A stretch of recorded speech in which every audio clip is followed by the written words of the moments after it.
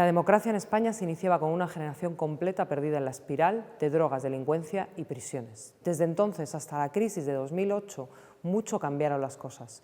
Instituciones públicas que intervenían en prevención, en tratamiento de drogodependencias. Y sin embargo, nunca se terminó de resolver el problema. Hoy, con todos los recortes encima de la mesa, algunos hablan de que vuelven los 80 en esta materia. Hoy, en la mesa de Distrito Federal, queremos hablar con quienes fueron protagonistas entonces en las calles, con quienes recogían a los jóvenes e intervenían con ellos, igual que los profesionales que fueron a la universidad, que enseñaron a los profesionales que después les trataron, pero que nunca dejaron las calles. Hoy, en Distrito Federal, queremos saber por qué nunca se ha tratado bien el tema de las drogodependencias. Empezamos. Hoy, en La Tuerca Distrito Federal, queremos conocer en qué situación se encuentran las personas con problemas de drogodependencia. En el reportaje de hoy nos encontraremos con gente cuyo trabajo trata de impedir que experimentemos una vuelta a los años 80 en esta materia. La primera parada la haremos en Entrevías, en la iglesia de San Carlos Borromeo, una parroquia que Rouco Varela trató de clausurar en 2006 y que gracias a la presión vecinal sigue en pie. Javier Baeza, su párroco y conocido como el último cura obrero de Vallecas, lleva toda su vida asistiendo a drogodependientes, con más intensidad, si cabe, desde que comenzaran a aplicarse las políticas de los recortes. Bueno, Javier, hemos venido hasta aquí, hasta Entrevías, para conocer vuestro trabajo, el trabajo de la parroquia y en concreto cómo trabajáis para asistir a las personas que tienen problemas con las drogas. ¿Cómo trabajáis? ¿Cómo es ese día a día? Lo primero que descubrimos y descubrieron nuestros mayores que empezaron aquí en torno a la parroquia, no solo en la parroquia, sino colectivos en Madrid, fue que mucha de la gente que tenía problemas con las drogas, el abusar de las drogas era un elemento más de una vida llena de problemas, ¿no? Y eso nos cambió un poco la perspectiva. Después descubrimos que además, de los problemas con las drogas, pues había muchas veces la utilización de la droga como una salida ante la insatisfacción que había, ¿no? Un gran paro, una supuesta en aquellos finales de los 70, 80, pues de alguna manera como un desencanto de aquella transición democrática que parecía que era el para bien de todo, como luego la realidad ha demostrado que no era para tanto.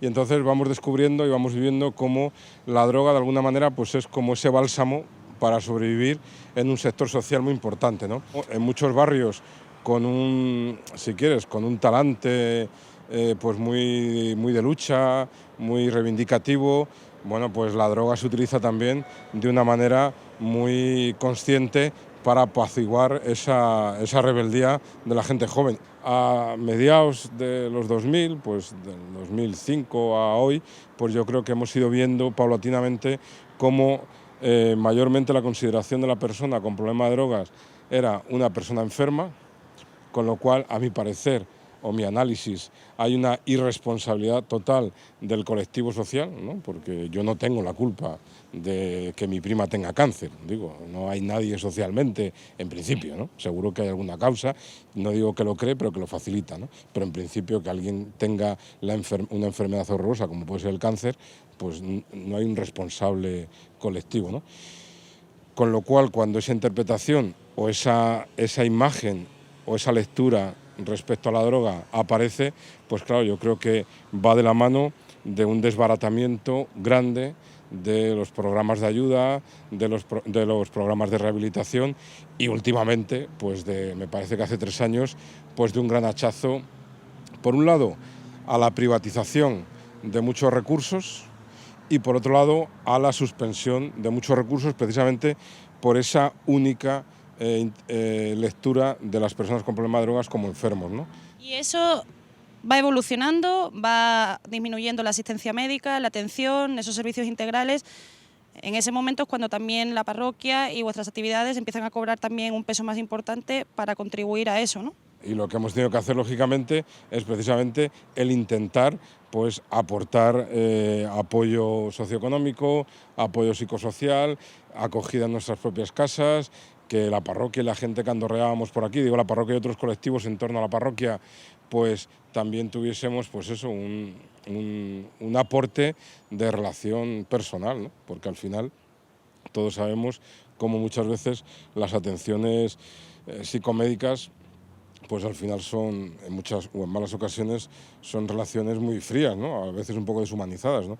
Y la gente, vuelvo a repetir, que uno de los grandes descubrimientos para mí hace ya muchos años fue eso, que las personas con problemas con las drogas, el problema de la droga era uno más, ni el menor ni el mayor, era uno más dentro de una vida en muchas ocasiones muy llenita de problemas, ¿no?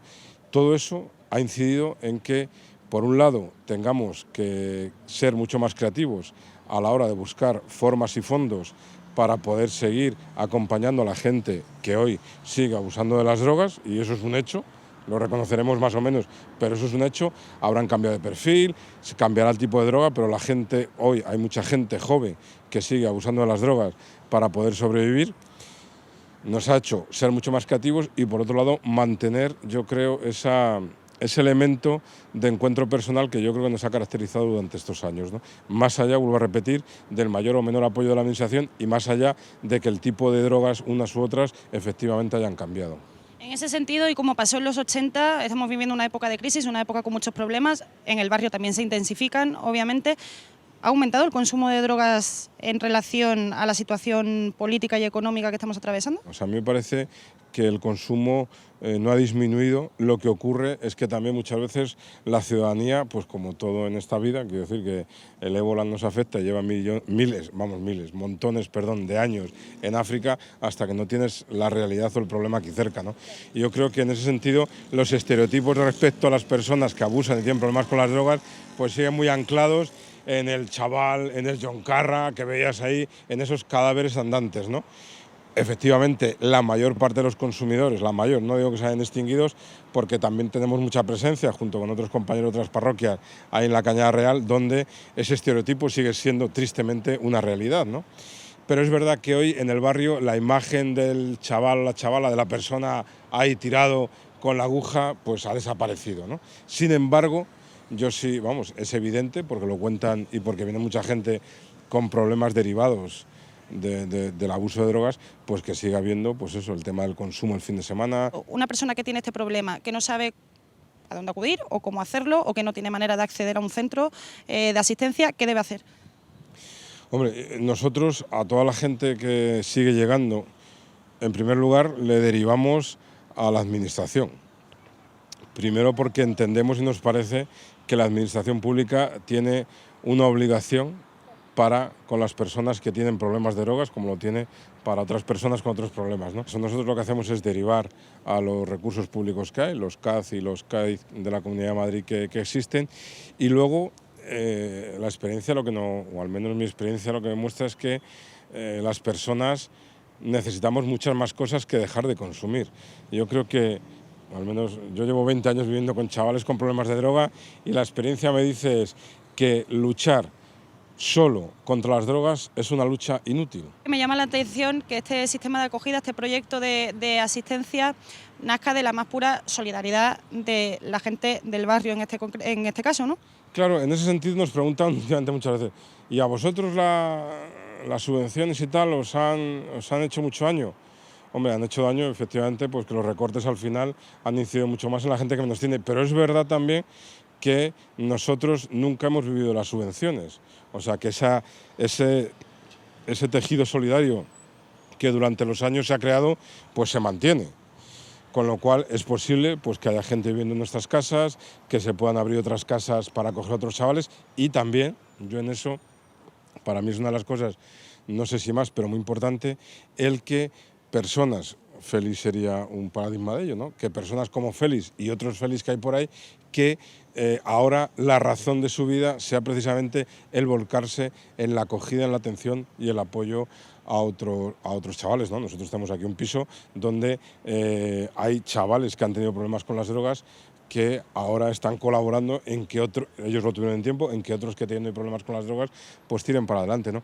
En ese sentido me parece que una vez más pues la experiencia muestra eso que aquí llamamos no pues una parroquia, que llamamos que es el milagro del día a día, ¿no? Que es verdad que las personas somos mucho más grandes y más importantes que los problemas que tenemos, ¿no?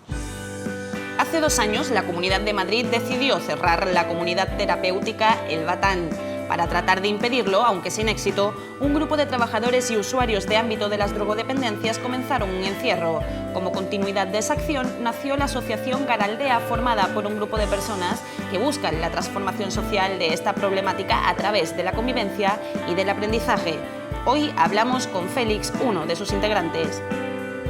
Bueno, Félix, de Garaldea, un proyecto que nació en el 2012 con unas características muy particulares y que al final acabó convirtiéndose en un símbolo para toda la gente que trabaja el tema de la asistencia a la drogodependencia, ¿no? ¿Cómo es un día a día dentro del Batán de Garaldea? Ahora estamos viendo 14 personas, bueno, y el día a día bastante jodido, en el sentido de que hay mucho curro, la finca bastante grande. Bueno, nos levantamos a las 9 de la mañana, bueno, entre que desayunas y tal, un poco de cháchara, pues te da las 9:30 y bueno, luego repartimos tareas en mantenimiento, cocina, animales, huerta, y esto toda la semana va rotando. O sea, todos los días hacemos un cuadrante, nos apuntamos, hacemos semanalmente una organizativa con la gente que va a estar, tenemos como varios cuadrantes, hacemos asambleas semanales, espacio emocional también, y es una manera que estamos funcionando, bueno, y todo, sobre todo, lo hacemos en horizontalidad, no hay jerarquías, intentamos tener todo voz y voto, venga de donde vengas. O sea, es una manera que estamos funcionando y creo que estamos funcionando bastante bien. Decías que no solamente dais asistencia a personas que tienen problemas de drogas, que también a personas que no lo tienen. Entonces, ¿cuál es esa intención que pretendéis con la convivencia allí? Bueno, la intención es poder convivir, que se puede, o sea, como gente, o sea, así heterogéneo, o sea, con y sin problemas. Creo que se puede vivir. De hecho, estamos viviendo, hay como 14 personas, ya te he dicho, viviendo, y hay 5 que no han estado nunca en tema de droga, y de momento la convivencia a veces se hace muy jodida, porque si en una casa, un matrimonio ya es jodido de por sí, pues con 14 es súper jodido también, pero se lleva bastante bien. Vosotros hacéis muchas actividades, invitáis a la gente a que vaya, que conozca para favorecer la integración. Todo esto viene de un problema más de raíz, más de fondo, y es que decíamos que estamos volviendo un poco a lo que pasaba en los 80, ¿no? Todos los recortes de la administración pública al final se están derivando unas consecuencias, la gente con problemas vuelve a estar en la calle, vuelve a tener unas condiciones que antes eran inviables o que se consideraban que habían que ayudar. ¿Cómo es la situación? ¿Cómo ha sido esa evolución desde el punto de vista del apoyo de la administración pública hasta ahora?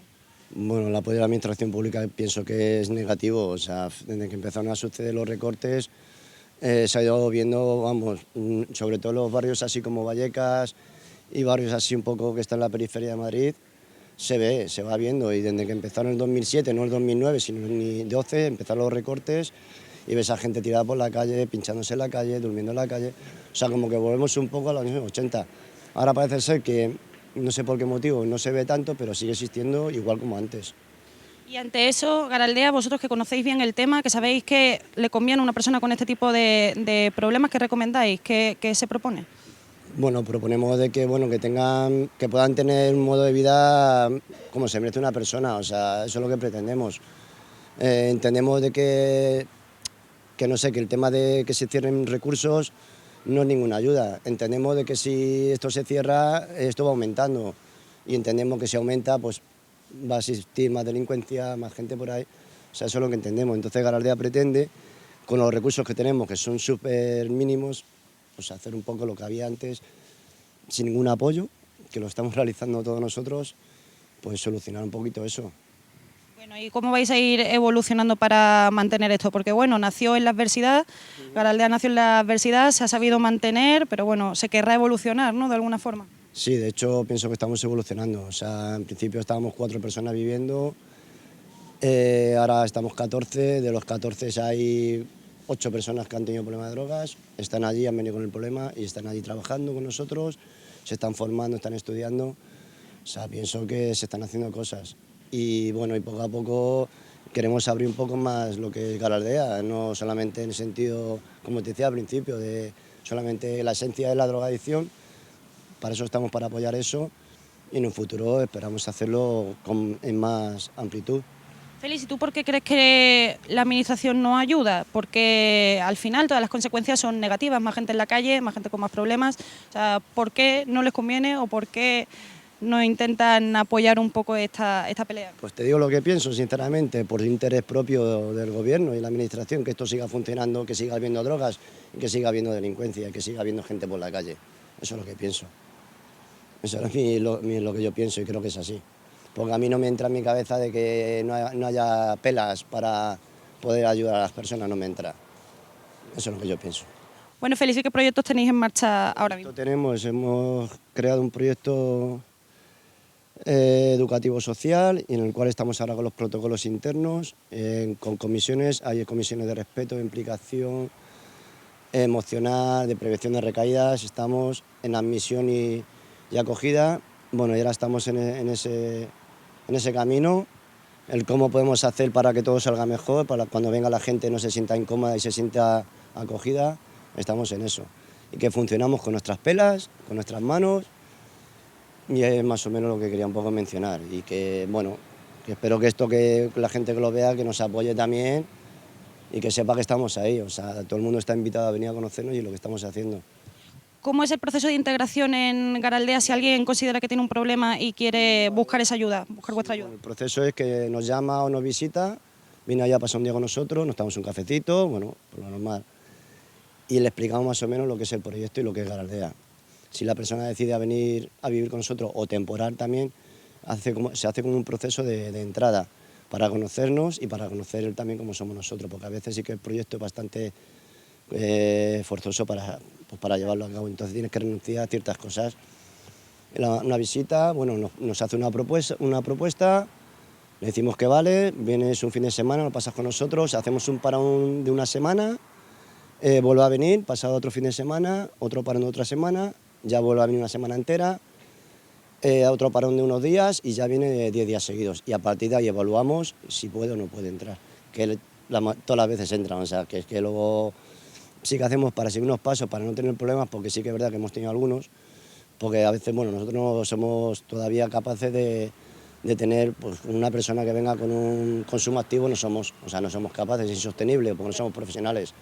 Pero sí que con gente que venga ya un poco avanzada sí que lo hacemos. Bueno, tú entraste y tú has seguido con tu vida, en tu experiencia personal ha sido positiva, ¿no? Sí, yo llegué allí ya rehabilitado, yo me he tirado 30 años la droga, bueno, hice el recurso ahí en Batán cuando estaba abierto y bueno, y yo llevo allí ya 3 años y con todo el esfuerzo que me acarrea, ahí sigo y espero hacer más por Garaldea y por la gente que tiene problemas. Y me decías antes que como persona que ha tenido ese problema que se puede poner en la piel de los que ahora mismo están padeciéndolo, ¿cómo se siente uno? Pues un enfado, una impotencia, porque yo lo he vivido en primera persona y lo veo por ahí, me genera mucho enfado, mucha impotencia. Y de hecho lo sé canalizar y de hecho como crecimiento personal me está sirviendo mucho el estar ahí. Entonces para poder también ayudar a la peña que anda por ahí, intento también hacer eso. Dentro de las mis medidas también, cada uno tiene sus límites y bueno, tiene que cuidarse, pero sí que se intenta. Bueno, las cosas cuando se hacen con el corazón salen bien, Félix. Sí, yo creo que sí. Hemos visto con Noelia Vera cómo está la situación actual y hoy en la mesa vamos a intentar ver cómo ha sido la evolución desde el inicio de la democracia. Para un tema así no podíamos prescindir de Madres contra la Droga. Carmen, que es su presidenta. Cuéntanos, ¿cómo empezasteis vosotras en el desierto que era Madrid en aquel momento y en el desierto que era el problema de la droga y cómo enfrentarse a él? Pues mira, fue en los años 60, 70. A mí me pilló muy joven. Empezó en los barrios, qué casualidad, en los barrios que eran obreros y que la mayoría de los familiares, los padres, por rojos y por protestar, iban a la cárcel. Y entonces nosotras al principio no sabíamos qué pasaba, simplemente que empezaba la gente, o sea, la juventud, empezaban a faltar cosas de casa. Y fue en una época donde yo, por ejemplo, donde viví en Palomeras, a mí me pilló muy joven, luego lo fuimos viendo qué es lo que había pasado, porque la juventud entonces iba a la cárcel, robaban farmacias, hacía de todo, o sea, pasaba de todo. Cuando nosotras decidimos de juntarnos era porque veíamos que las madres, porque las madres siempre estaban ahí, en las parroquias, siempre pidiendo. Cuando nosotras decidimos juntarnos no sabíamos, no teníamos ni idea de lo que pasaba ni de dónde nos metíamos. Simplemente que estaban los chavales metidos en la cárcel, metidos en la heroína y nada más. Descubrimos juntas, aprendimos, o sea, qué es lo que les pasaba a las mujeres, por qué se escondían y descubrimos dónde estaba el enemigo. La mayoría de nosotras somos gente analfabeta, no hemos ido al colegio, gente de pueblo, gente que emigró Y qué casualidad que la droga empezó por el País Vasco. Por eso la generación aquella en el País Vasco no murió como luego la de aquí, porque luchó más y luego llegó a los barrios. Y entonces nosotras nos tuvimos que organizar para ver qué era lo que pasaba, para denunciar, porque nuestros hijos no eran hijos de puta, sino habían nacido en casas como Dios manda. Lo que pasa es que siempre decíamos, tu hijo tiene la culpa de que el mío se junte y tal. Y entonces, ¿qué pasó? Que al unirnos descubrimos quién le ponía la droga a nuestros hijos en la mano,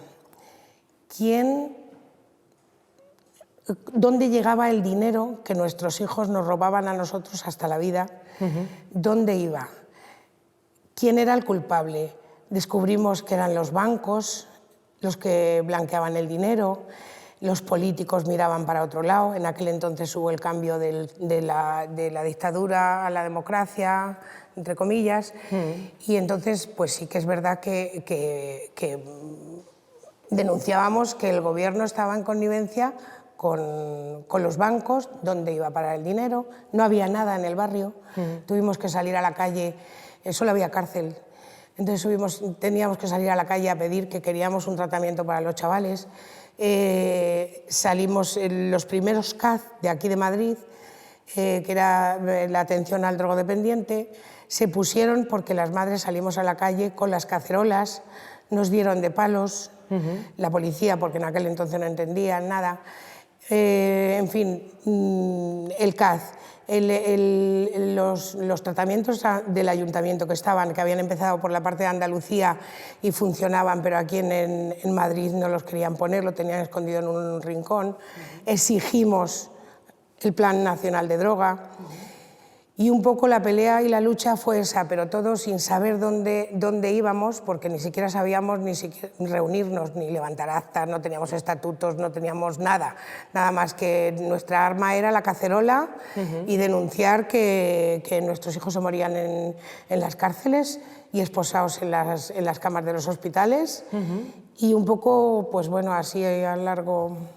Luego te preguntaré por esos estatutos de Madres contra la Droga, que tienen una historia particular. Jesús Valverde, que ha sido para todos los que hemos estudiado temas sociales y para todos los profesionales, creo que el referente teórico de buena parte de intervención en drogas, en cárceles, es verdad.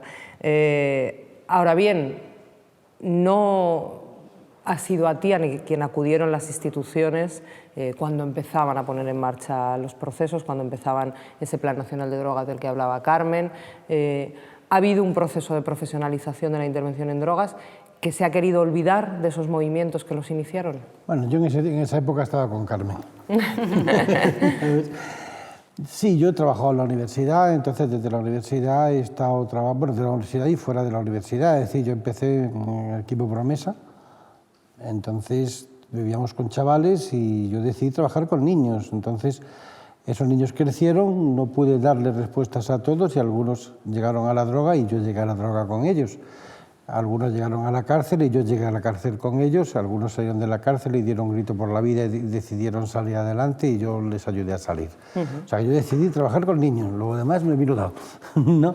Pero sí, yo he estado trabajando y he estado en la universidad dando clases de exclusión social como 40 años y lo que sí veo es que ha habido una tajante separación entre la intervención social y alguna profesional y los aspectos administrativos y políticos de la lucha contra la droga.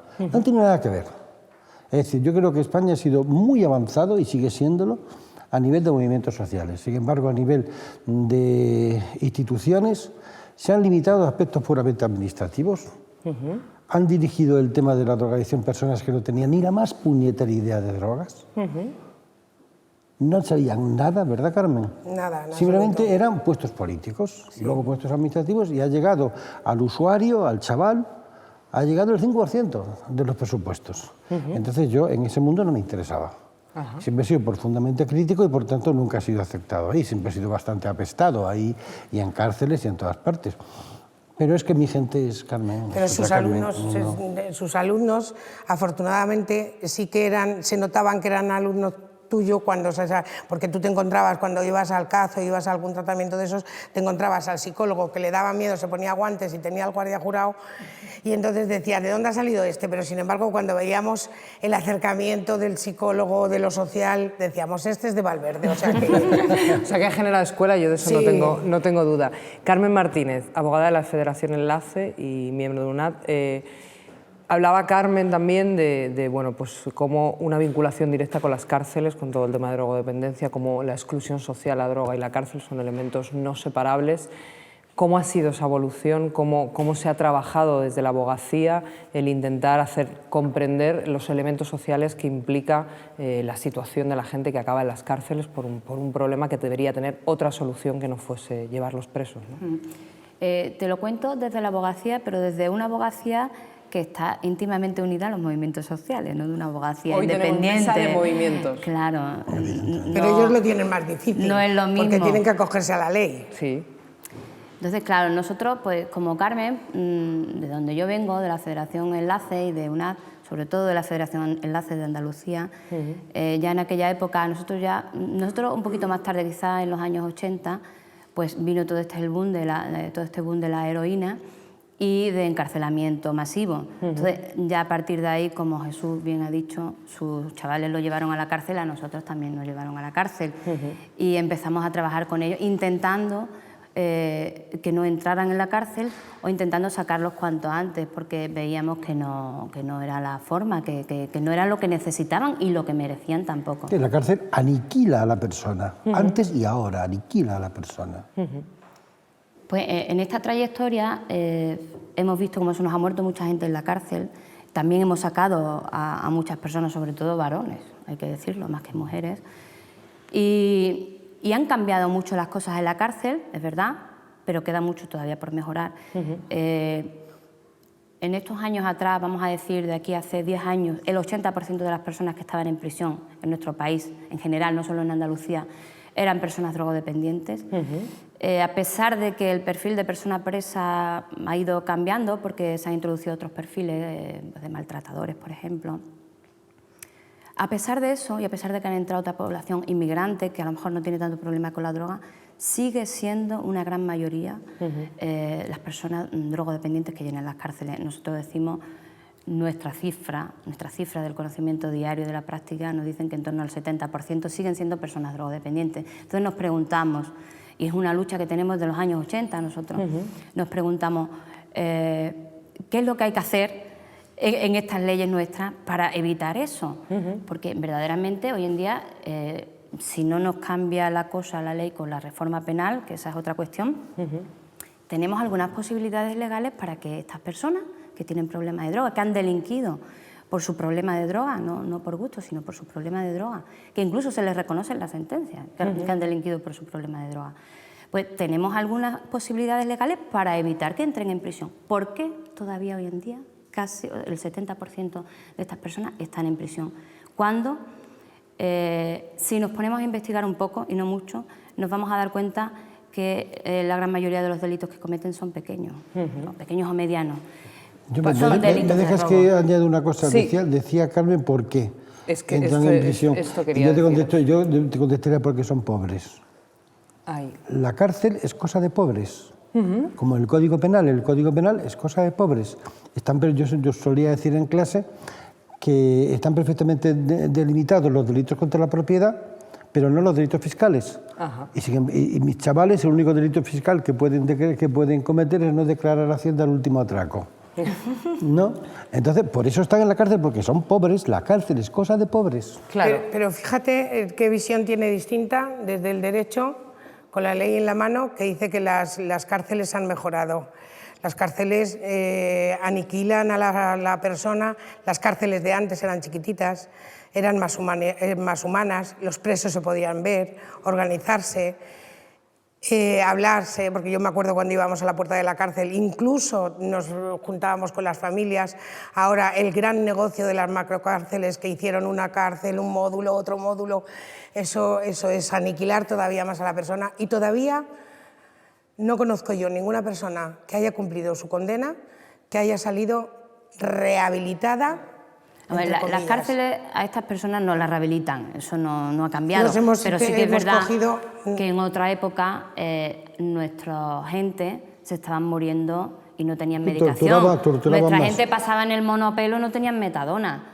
Quiero decir Y que ahora hay les dan otras los medicamentos posibilidades. que los laboratorios no quieren igual, o sea, estamos igual, son cárceles más modernas, hay más cámaras, más historias, pero igual, tú vete a un chaval que tengo yo, el otro día había uno, que le están dando la medicación que los laboratorios no quieren, entonces, porque son Yo colegios sobre todo de me India. refería a la legislación, Sí. que ha Claro. cambiado y que posibilita... Sí, genera más... Posibilita, claro. pero no lo están haciendo. Fíjate, Pero ahora, por lo que sea no funciona del todo. claro, ahora el gran interés de las instituciones penitenciarias es cargarse la UTE de Villabona, que es un elemento internacionalmente reconocido. Un día creo que sería bueno La UTE, expliquemos, un debate sobre las cárceles. La UTE es Unidad Terapéutica Educativa, ¿no? Si a mí me llegan a decir que un día iba a defender una cárcel, pensaría que estaba loco, y sin embargo yo he ido a defender la UTE de Villabona. Claro, pero porque tú has conocido también una época que no había ningún tratamiento para las personas nuestras, para los enfermos que estaban allí, porque es que yo he sacado, a mí se me han muerto chavales que en su vida vieron ni al psicólogo, Claro. ni al trabajador social, ni a nada de nada. Volvamos con una cosa Volvemos que a la preguntaba drogadicción, Carmen, ¿no? que es Perdona. muy interesante. No, nada, está estupendo. El por qué, ¿no? Es imposible separar la droga de una función social, de cierto, digamos, tratamiento a los pobres, de cierta desarticulación social de ciertos barrios. Esto que siempre se ha dicho, bueno, había una voluntad de que la droga sirviese para desarticular determinados movimientos, lo que pensáis.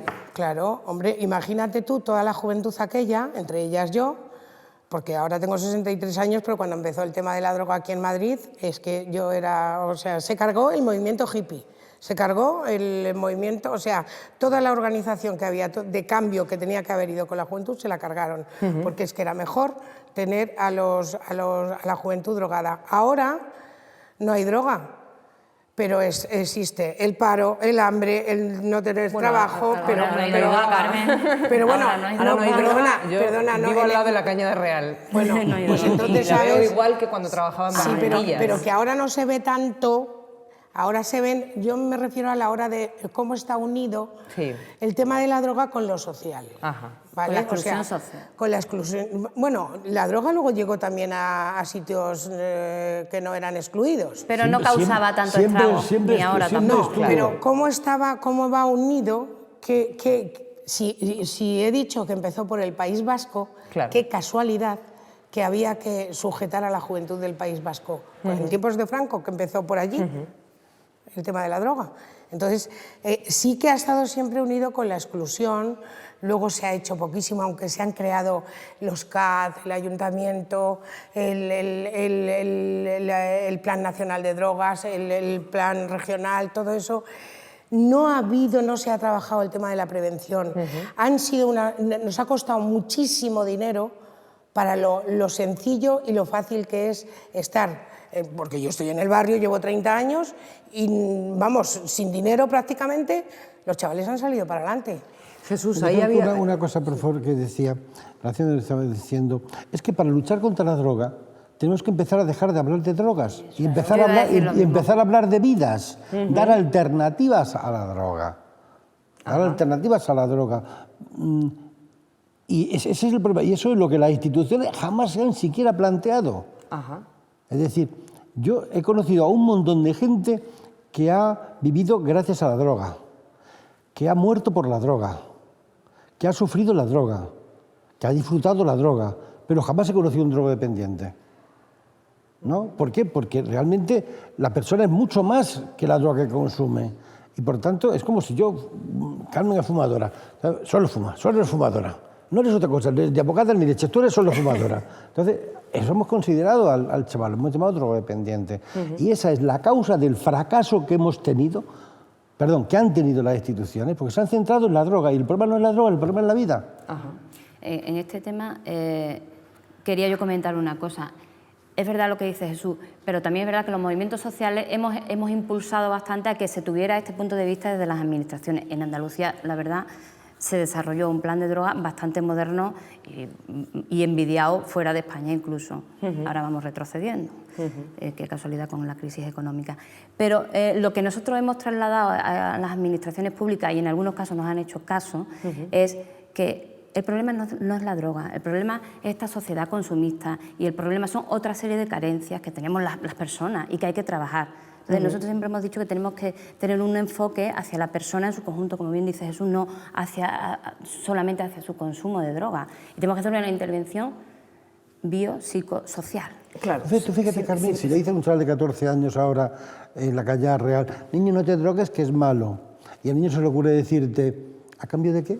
¿Qué le contestas? Sin embargo, Jesús, en lo que dice Carmen, ¿no? Ese enfoque biopsicosocial se supone que es lo que ha orientado el Plan Nacional de Droga, la Fundación de Ayuda a la Drogadicción, la Agencia Antidroga de la Comunidad de Madrid. Ahora hablaremos, antes de acabar el programa, de cómo se inventan un cambio de paradigma sin que exista otro paradigma, ¿no? Pero se supone que en los planes, en los proyectos, en las intervenciones, en los diseños de los centros de atención a drogodependencia, de las comunidades terapéuticas, de los trabajos con prevención, de las intervenciones en educación, en centros educativos, eso era lo que les orientaba. Solo quedaba en papel, no lo sabían hacer. ¿Cómo es? Es que ni siquiera era eso lo que orientaban. Hay un problema de drogas, vamos a crear una comisión de drogas, vamos a crear un de esto, y si te equivocas te ponen el plan de barrio y el plan de tu casa, ¿no? Y eso son estructuras administrativas que no se sustentan en ningún tipo de planteamiento teórico, en ningún tipo de investigación y en ningún tipo de experiencia. Las personas que hemos estado trabajando sobre este tema, en la mayor parte de las veces hemos estado absolutamente al margen de todos esos diseños. Luego decía Carmen, y es verdad, alumnos míos han podido trabajar en los CAP, han podido trabajar y creo que han hecho una labor muy buena, no porque sean alumnos míos, sino porque eran muy buenos, ¿no? Y siguen haciéndolo. Pero eso no tiene nada que ver con las estructuras administrativas. Las estructuras administrativas han estado absolutamente al margen de la realidad de la drogadicción. No sabían nada. Nada, mira. No sabían nada. Mira, pero igual que nosotros no sabíamos nada, por ejemplo, cuando se metían nuestros hijos en el tema de la droga, nosotros echábamos la culpa siempre a los demás, ¿no? Cuando empezamos a cambiar de mentalidad y a descubrir que la libertad no se fuma, no se bebe, no se chuta, se conquista. Incluías al chaval, porque fíjate, nosotros estaban en el barrio y del barrio iban a la cárcel y de la cárcel a nosotros otra vez. Cuando abrazabas al chaval y incluso drogándose, convivía, le hacíamos que conviviese entre nosotros, el chaval funcionaba y decidía cuándo dejaba la droga. Lo que pasa es que aquí luego hubo un tema que se juntó con el SIDA, que no veas. Eso fue arrasador, horrible.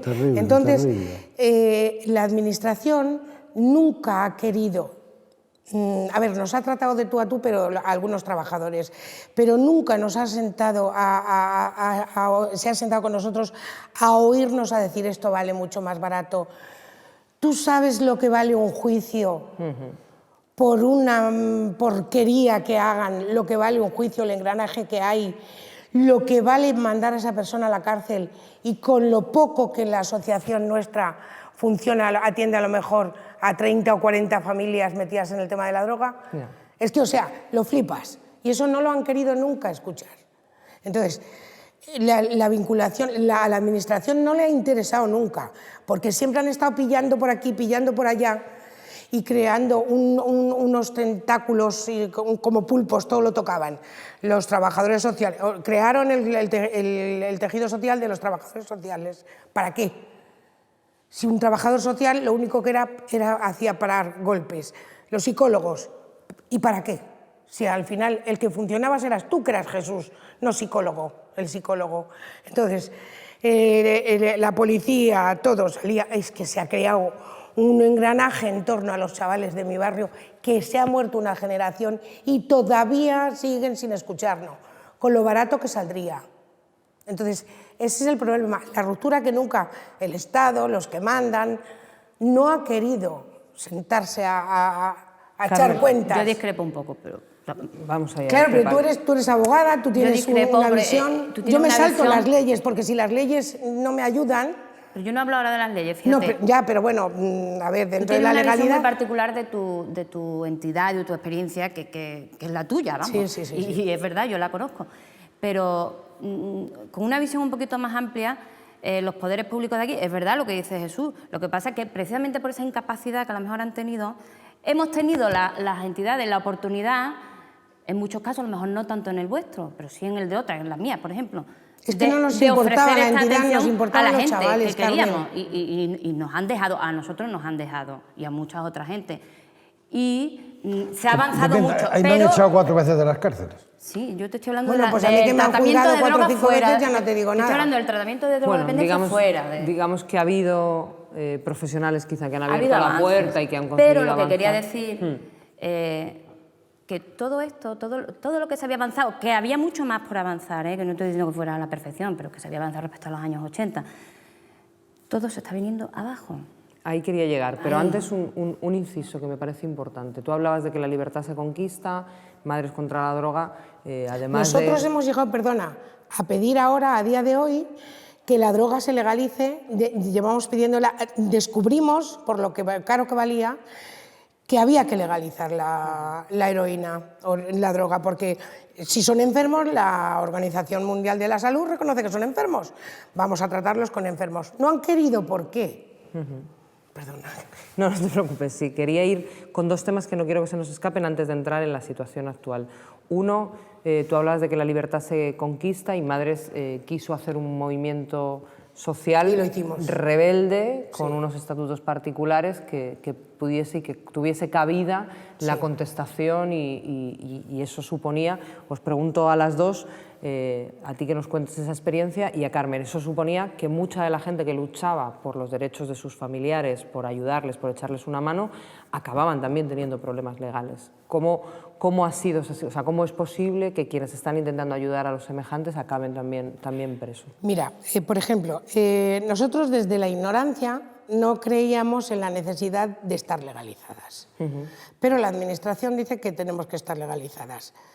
No porque lo diga la Administración, sino porque sí que es cierto que aquí la picaresca había gente que pedía dinero en nombre nuestro. Porque nosotros éramos nuestras cacerolas, Madres contra las Drogas y punto, y no había nada.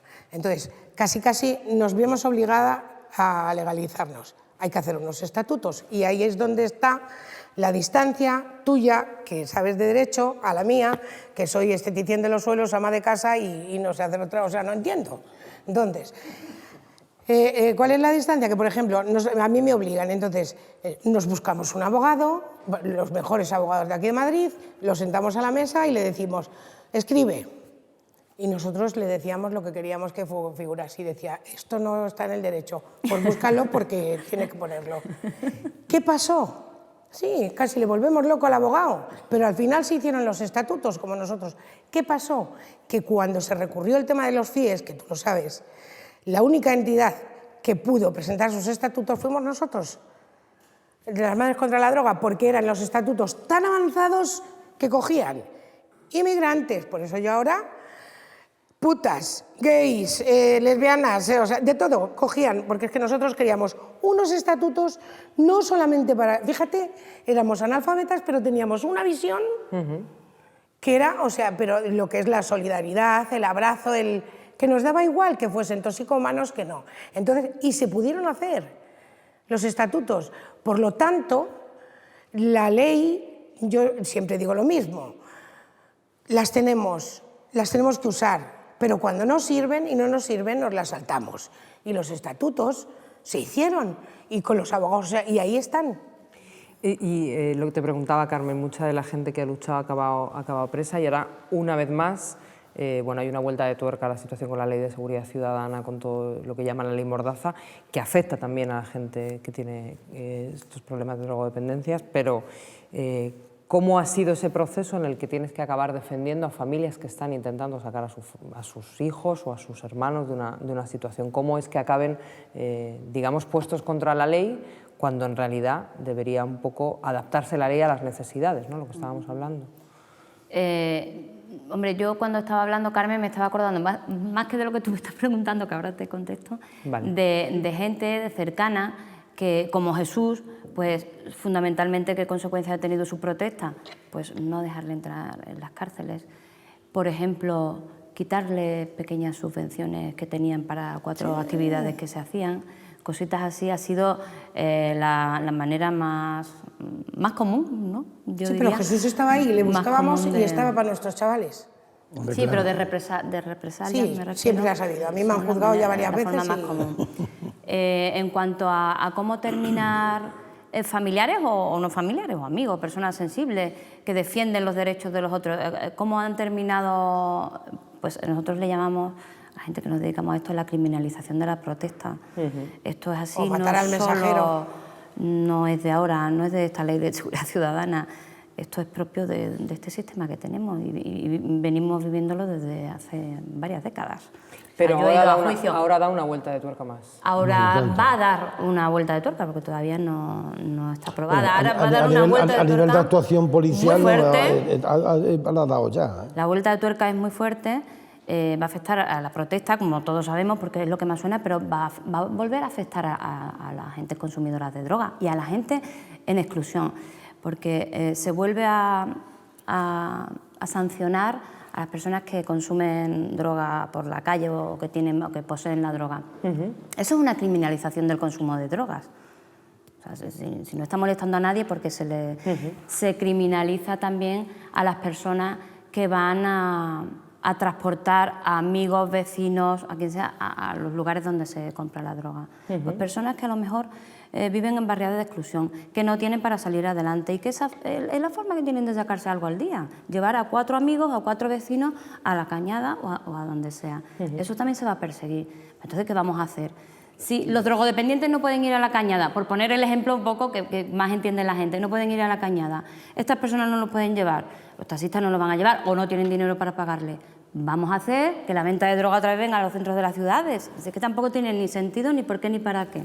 Con esto de sacar el consumo de drogas al exterior de las ciudades, ¿tiene sentido? O sea, la sensación de algunos es que sí que hay una política, al menos en Madrid la ha habido, de ir desplazando cada uno de los guetos, poblados los guetos. y de ir generando como Claro. bolsas cada vez más lejos y en lugares donde, a ser posible, Claro, los pues sean guetos. pobres, sean rojos... Igual que las Claro. cárceles que se van echando fuera para que no se vean. Claro. Claro, Casi más siempre más difícil. en vaguadas para que se vea poquito, además, incluso por la carretera. Lo ha Pero comentado- fíjate, sí, perdona, pero fíjate, vosotros, tú has dicho que, que se ha perseguido y tal y que cual. Fíjate, a diferencia de lo que ha pasado con otras asociaciones, por ejemplo, nosotros las madres, cuando nos han dado, ha sido con la condición de que nosotros decíamos cuándo y cómo y quién, y por supuesto ni un nombre de un chaval de los que estuviese con nosotros. Y si querían bien y si no, se acabó. ¿Qué pasaba? Que como no teníamos subvenciones, no teníamos nada, pues no teníamos miedo. Yo he estado toda mi vida fregando, igual que Jesús ha tenido su sueldo y se lo ha gastado en lo que le da la gana. Y entonces no ha habido problema, nadie mandaba ni nadie... Bueno, sí, que Erais más libres. quieren matar al mensajero. Yo, por ejemplo, Yo jamás he tenido la subvención de nada. cuando quise quedarme con 2 niños, pues me declararon psicosocialmente inadaptada, pero yo, fíjate, no engordo desde entonces. Fíjate qué pena, o sea, me refiero que fíjate tú que sí que es verdad que quieren criminalizar, como tú dices, a la gente que protesta y saca los pies del plato. Dos temas que no podemos dejar de tratar y luego el cierre, porque estamos ya fuera de tiempo, pero creo que os podría sentar aquí y podríais seguir haciendo el debate solo, sin mí, durante 5 horas. El Código Penal, progresivamente endurecido, cada vez menos planteado como un elemento de entender que muchos de los delitos tienen que ver con una situación social, con una situación de exclusión, cada vez más de castigo, cada vez más de recluir a la gente en cárceles y que no tenga salida. Vamos para atrás, se está malentendiendo los procesos de exclusión social y cómo intervenir sobre ellos, o nunca hemos ido para adelante. Nunca me ido para adelante, pero yo prefiero que hable Carmen, que conoce esto mejor. Vamos a ver, yo creo que ha habido intentos de ir para adelante, pero rápidamente se frenaron. O sea, España realmente entró, la idea esta de la resocialización de la persona que delinque entró tarde respecto a otros países de nuestro entorno, por todas las circunstancias que conocemos, históricas nuestras, Y una vez que aquí entró, yo creo que ni estaba bien asimilado ni se entendió bien, porque rápidamente empezamos con las reformas. O sea, el Código Penal, que salió en 1995, a día de hoy 30 o más de 30 reformas. Y todas, bueno, quizá haya una o dos excepciones, todas han sido para aumentar el castigo y para una mayor represión. Y en concreto yo siempre, claro, yo como me dedico a lo que me dedico, siempre me fijo en los delitos que cometen los nuestros, a ver cómo aumentan su castigo, siempre me fijo en cómo se van regulando las alternativas a la prisión para estas personas y en raras ocasiones ha habido alguna vez que ha habido alguna mejora puntual, pero en general siempre retroceso. Y en esta ocasión la reforma que hay planteada, que ahora no sabemos en qué momento está, pero bueno, estaba en la última fase ya parlamentaria. Perpetua revisable, ¿no? No, la prisión permanente revisable. Yo digo perpetua. Pero para los nuestros Sí. Tenemos otro nuevo aumento de la pena para los robos y los hurtos. Es que cada vez que hay reforma del partido que sea, hay aumento de la pena para los robos y los hurtos. Pero ¿y los robos entra lo que está robando ahora la operación pública? No, Eso no entra. por eso te digo que son los delitos de los nuestros. Tengo que decir que se dice poco, que precisamente en esta reforma, es que es un tema complejo técnico, tampoco... Lo que yo no sé es cómo los jueces no se plantan. Los nuestros son delincuentes honrados. Hay una modificación del delito continuado y en relación con los delitos patrimoniales de alto standing que confluye al final en una reducción de pena para esos delitos, que ahora no podemos explicar porque es largo. Se nos come el tiempo, tenemos que terminar, nos queda hablar de la situación internacional de las drogas, que vuelve a dar otra vuelta de tuerca, nos queda hablar de la situación, nos queda hablar un montón de temas, creo que hay que reinventarnos, creo que hay que hacer un tema específico de prisiones, creo que deberíamos hacer otro directamente de drogas, pero tenemos que cerrarlo aquí. Yo os pido un resumen o una pequeña intervención de por dónde habría que caminar para todo lo que no se ha hecho hasta ahora y que además de lo poco que se había hecho se está retrocediendo, ¿no? ¿Cuál es el camino para salir hacia una situación en la que se trate ese planteamiento de persona de manera integral y dejemos de tratar las drogas para seguir fracasando en el tratamiento? Varias cosas, pero muy breve. Intervención social, sobre todo inversión en intervención social, no tanto intervención como inversión en educación, sobre todo en educación y en apoyo a las personas que están en exclusión o en riesgo de exclusión para que salgan. Eso es lo primero, porque combatir eso es combatir también los problemas de drogodependencia. En segundo lugar, desde luego, la legislación penal, intentar mejorarla en cuanto a alternativas a la prisión y no provocar retrocesos como están ocurriendo.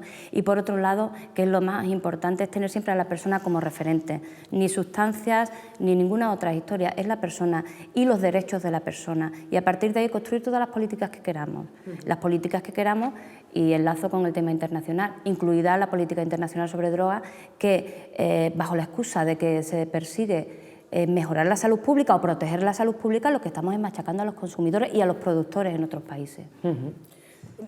Tú dime a mí, en los años que llevamos, ¿cuántos narcotraficantes están en la cárcel por narcotráfico? Claro. Ninguno. Todos por delitos monetarios.